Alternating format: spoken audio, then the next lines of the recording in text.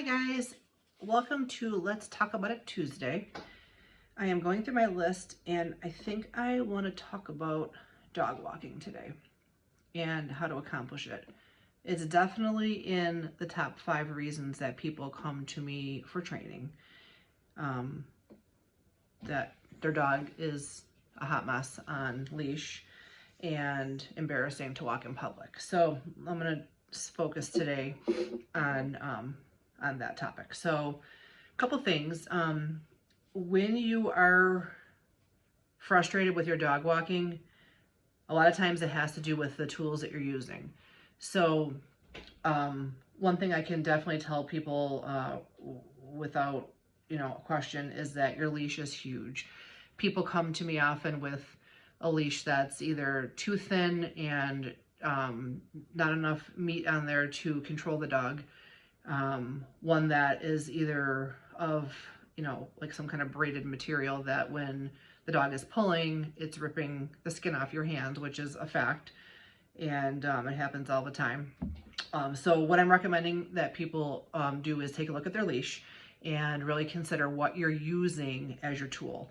So I have here a double loop leash I want to show you, and I can always order these for you. You can actually check out on my website with them, or you can shoot me a message if you want me to get you one. They come in various colors.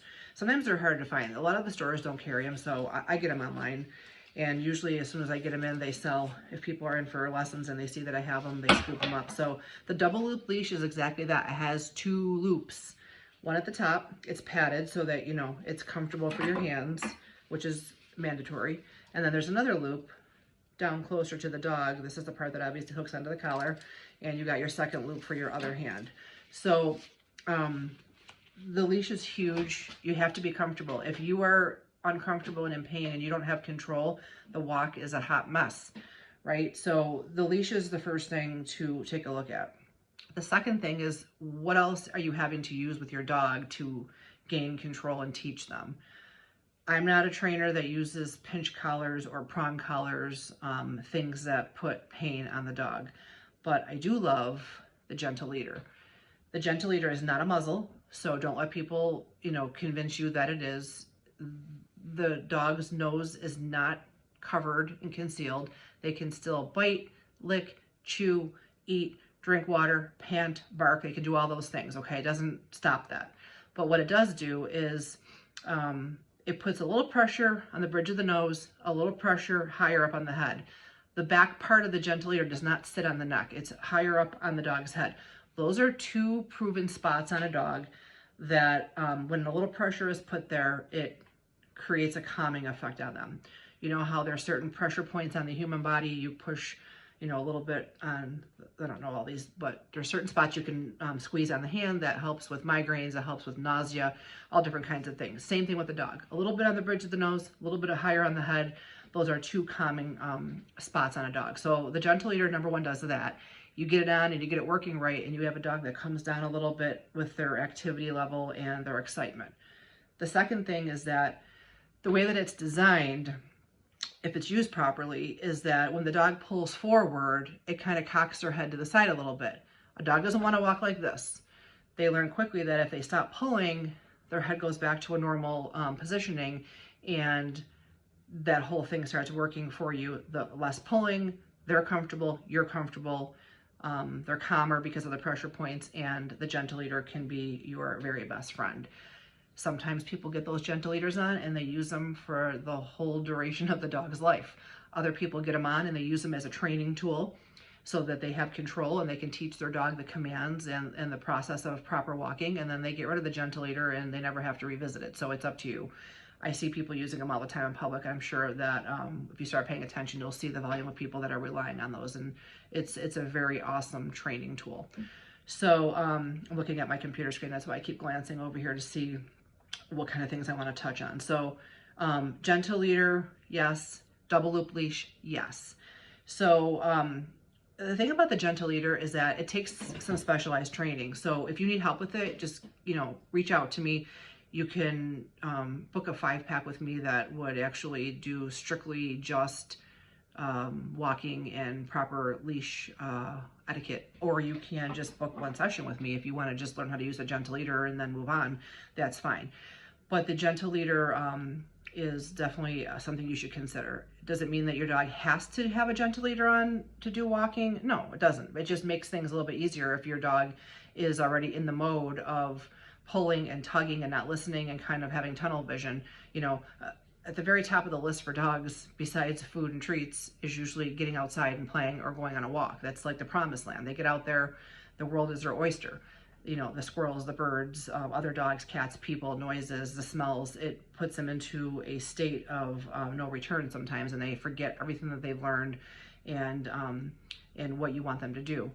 And that brings me to my next topic, and that is, if you only are teaching your dog to walk and behave and follow commands in a very controlled atmosphere, like your living room, your yard, things like that, you're not taking them out in public and exposing them to those distractions, nothing is going to change, right?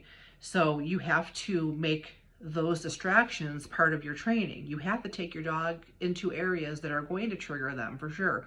But at the same time that you're exposing them, you're teaching them a better way. So my training really focuses a lot on that. You know, how are we going to go out in public, and how are we going to have squirrels crossing my dog's path, trucks going by, beeping cars, the smells of whatever's going on in the environment, and have the dog be able to listen. It's all about obedience training, how well they're responding to you in public, you know, in all different kinds of settings. So you don't just practice your skills at your house and in your yard or in my store. You practice some other places that I suggest so that your dog can get accustomed to following the commands and knowing what to do no matter what. So again, when people come to me, especially with the concern of walking on leash, they'll say, you know, I stopped doing it. I don't go in public anymore. I don't walk my dog because it's embarrassing, or I'm getting hurt, and you know, it's just not even a possibility anymore. Sometimes they look at me sideways when I say, you know what, that's a problem, and you got to give them more of it, because that's my philosophy. If nothing changes, nothing changes, which is something my husband always says, and I always thought it was kind of a silly phrase, but it makes total sense. If you're not changing the way that your dog is perceiving the drill and understanding what a walk entails, if you're not changing anything that goes with that, the proper tools to do it, the proper commands, the proper protocol, the language that you are using for things such as waiting and okay, let's go, and watch me, and leave it, and all those things that are important. If you're not changing that and teaching your dog a better way, then the fact is true. Nothing's changing, and you're still in the same boat a month later. So you have to dive into those things that are uncomfortable. And one of those big topics is the leash walking. So if I can be of assistance to you, reach out to me at doggomafia.com, doggomafia716@gmail.com, 716-253-0130. You can use Facebook Messenger. Just get in touch with me if you want some tips. October 21st is my pup trot. Please get registered at doggomafia.com. $10 from every one of those registrations is going back to Lucy, the Golden Retriever's family. I'll put links in this video so you can get up to date with what's going on with them and who Lucy is if you don't already know, which I think most of you do. She's a Golden Retriever that was missing for 4 months and is now back with her Buffalo family. She's leading the pup trot this year. We're so excited about that.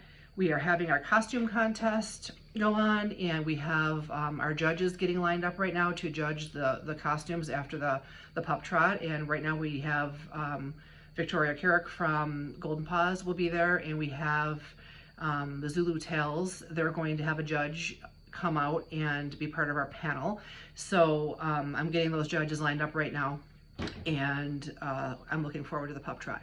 Besides that, we have the Love for Lucy bandanas. Again, money, the 100% of the profit from those bandanas is going to Lucy's family. And what they're doing with this money, originally I had hoped to help them out with some of their vet bills that they've encountered since Lucy's been home, but people have been so generous with that, and there's been so much money coming in to assist, that the family really conveyed to me that they want to be able to help other groups. They had Tucker Canine Search and Rescue Team out there looking for Lucy in the Carolinas when she was missing. There's so many different rescue groups and opportunities. This family wants to really pay it forward. So portion of the pup trot registrations is going to this fund, and 100% of the bandana sales is going to this fund. So please support them, support me, support Doggo Mafia, and check me out on doggomafia.com, Doggo Mafia 716 on Facebook, Doggo Mafia 716 on Instagram. And if you have any questions, reach out. Have a great day, guys.